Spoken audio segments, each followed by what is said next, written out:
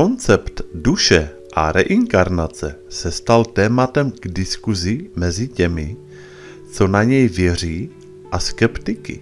Viděli jsme to už předtím při UFO, duších a magii. Podobně jako tyto příklady i představa, že máme nějakou duši, se míchá s pověrami a vírou.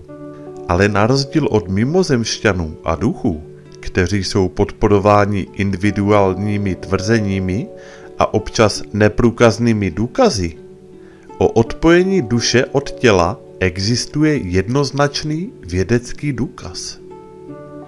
Tento fenomén duše vysvětluje klinickou smrt, reinkarnaci, astrální projekce a mimotělní zkušenosti. Bez duchovního odpoutání se od našich tělesných bytostí by tyto události nemohly existovat. Důkaz reinkarnace je proto potvrzením duše. Jan Stevenson, doktor, bývalý profesor psychiatrie na lékařské fakultě univerzity ve Virginii, strávil 40 let výzkumem dětských příběhů o reinkarnaci. Vyšetřil přes 3000 nezávislých vzpomínek na minulé životy. Stevenson uvedl, že mezi nimi bylo tolik věrohodných příběhů, že neměl potřebu studovat je všechny, aby uvěřil. Zde následuje několik nejmarkantnějších důkazů, které mohou reinkarnaci kvalifikovat jako vědecký fakt. Důkaz číslo 1. Mateřská znaménka. Pro potvrzení podobnosti dítěte s jeho minulou inkarnací vědci využili software pro rozpoznávání obličeje. Některé děti měly mateřská znaménka na místech, kde došlo v předchozím životě k vážnému či smrtelnému zranění nebo na místě nějaké vrozené vady. Tyto značky by se mohly jevit jako bizarní manifestace. Chybějící končetiny, deformované lebky či prsty a poleptání kůže. Doktor Stevenson říká, vrozené vady byly téměř vždy vzácné. V případech, kdy se detaily nějaké zesnulé osoby neklamně shodovaly s výpovědmi dítěte, byla téměř vždy nalezena blízká shoda mezi znaménky, respektive vrozenými vadami u dítěte a ranami na zesnulé osobě. Na závěr dodává, u 43 ze 49 případů, ty, které měly i lékařskou dokumentaci, se potvrdilo spojení mateřského znaménka se zraněním nebo vrozenou vadou. Důkaz číslo 2. Ověřené vzpomínky na minulé životy. Vzpomínky těchto dětí jsou příliš podrobné a přesné na to, aby se mohly zavrhnout jako pouhá shoda okolností.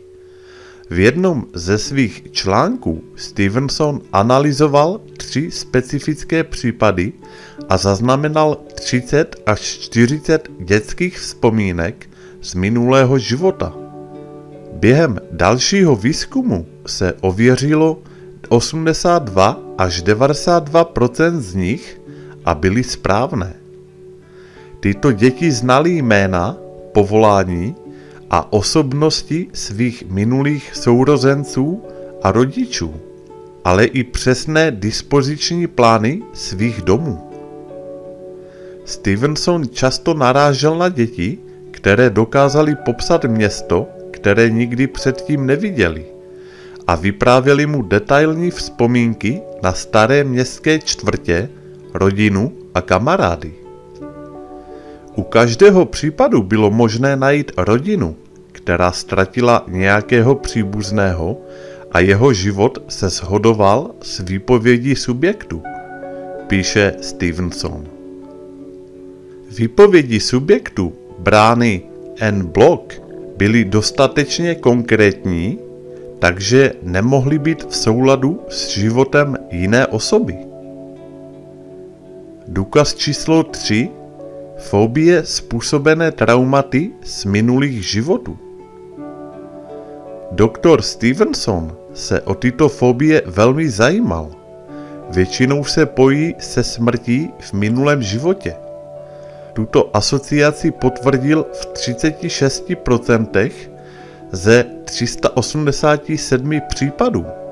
Tyto fobie se často ukázaly ve velmi brzkém věku, vysvětluje dětský psychiatr Dr. Jim Ticker. Ještě předtím, než si děti byly schopné vzpomenout na minulý život.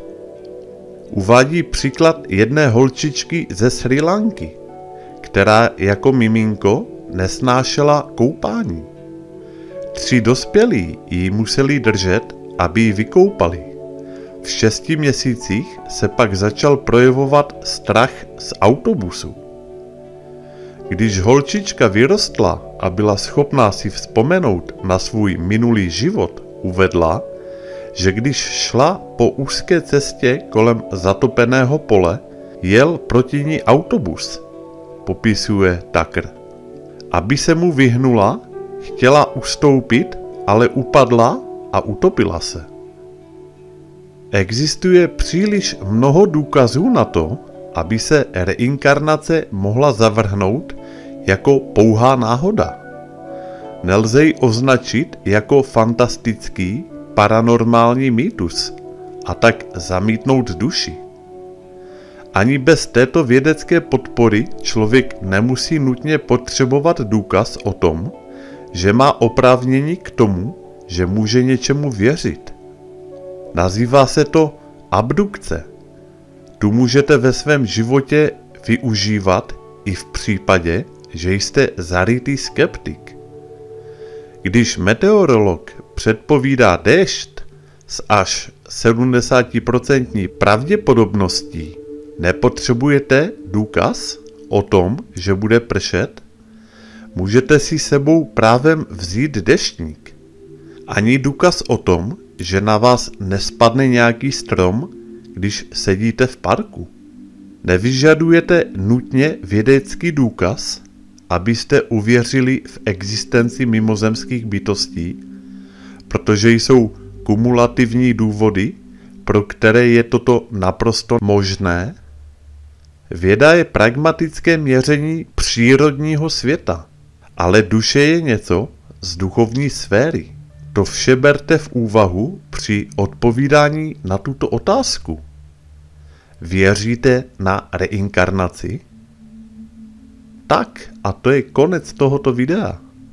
Já vám děkuji za pozornost, komu se video líbilo, tak díky za like a u dalších videí naslyšenou.